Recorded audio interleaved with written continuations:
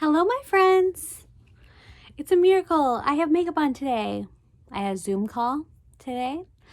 That is why I'm wearing makeup. Zoom is like kind of like Google Meets or Google Hangouts, whatever you guys would do with your class.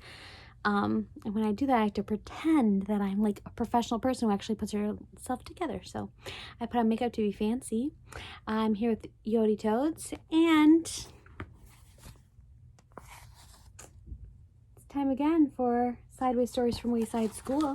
We are getting very close to the end of Sideways Stories from Wayside School. Remember, there's 30 chapters, and we're on chapter 22 already. So this is chapter 22, The Three Erics. There they are. In Mrs. Jewell's class, there were 3 children named Eric.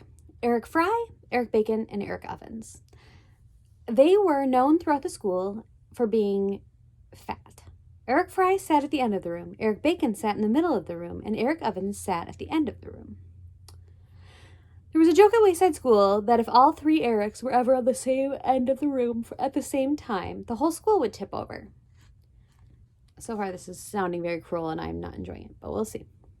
Eric Bacon hated jokes like that. That's not surprising. After all, he wasn't even fat. In fact, he was the skinniest kid in Mrs. Jewell's class. Nobody seemed to notice the other 2 Erics were fat, so everyone just thought all Erics were fat. I am not fat, Eric Bacon insisted. What's your name? Asked Jason. Eric, said Eric Bacon. Then you're fat, Jason concluded. Pretty soon, skinny little Eric Bacon, the skinniest kid in Miss Jewell's class, had the nickname Fatso. Eric Fry really was fat. He was also the best athlete in Miss Jewell's class. His body was solid muscle. However, nobody ever noticed. The other 2 Erics weren't so good at sports. Eric Ovens was clumsy. Eric Fatso Bacon was a good athlete for his size, but because he was so skinny, he didn't have much power.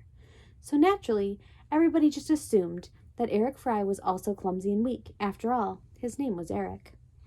Whenever the kids chose up teams, Eric Fry was the last one picked. They never noticed his home runs or his fabulous catches he made. Like all good athletes, he made the impossible look easy. Of course, the other kids did notice the one time he dropped the ball. Eric Fry was playing right field. Terrace belted a deep fly to left. Eric Fry raced all the way across the field after the ball. The last second dived for it. He caught it midair in his fingertips, but as he hit the ground, the ball squirted loose. Well, then what do you expect from Butterfingers? Said Stephen. And since then, Eric Fry had the nickname Butterfingers. Eric Ovens was the nicest person in Mrs. Jewell's class. He treated everyone equally and always had a kind word to say.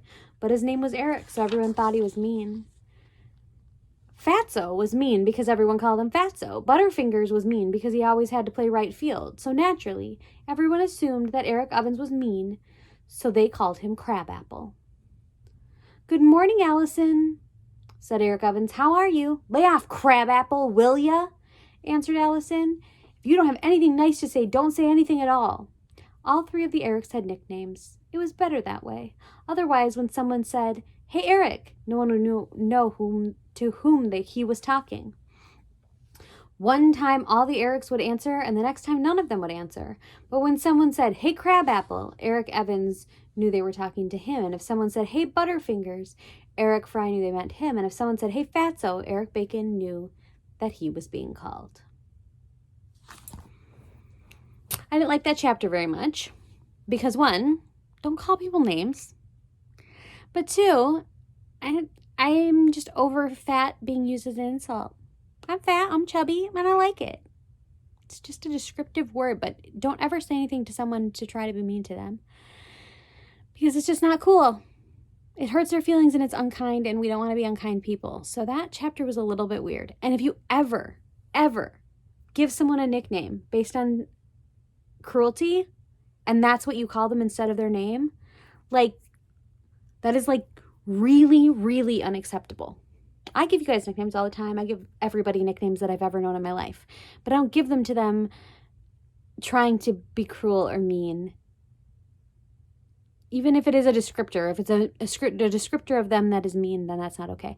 And I know that you guys are all good, kind kids, so I probably don't even need to say this, but my heart just wants you to know it because there was a chapter in a book about it, and it kind of made it seem like it was okay, and it's super not okay. And my preaching is over, and I love you very much, and you're all my babies and my tiny loves and my moochie moos, and that's okay. because all of those just mean that I love you. Okay.